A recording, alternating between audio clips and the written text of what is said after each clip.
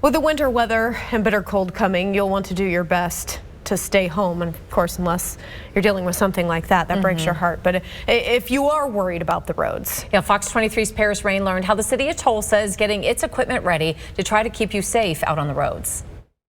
Roads and frostbite are usually the two things that's on everyone's mind when weather like this is coming in. Well, here's what the city of Tulsa is saying. We'll be prepared for it because we'll have full crews in action for that. But then when you come into Sunday, it's going to be colder. So if it's colder, it's not going to stick as much to the roadway and it should be easier to deal with. What's a real problem is when it comes in and it warms up and freezes again, then you're dealing with ice. That's more of a different animal to deal with. I spoke with Tim McCorkle, the street maintenance manager. He says they will run a 12-hour shift and keep an eye on things after the first shift. When they first go out, they'll address bridges, hills, overpasses, and intersections.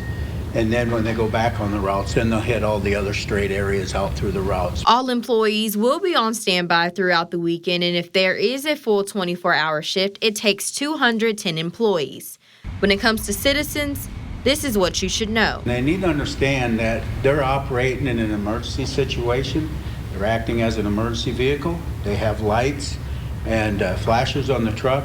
So it's really illegal to pass an emergency vehicle the same as these trucks that are working. He says it's best to stay a couple hundred feet behind them so both citizens and the employees can stay safe. And if you don't have to be out there, don't be out there. Going to get food, gas, and doing early preparations is going to be your best friend with this cold weekend ahead.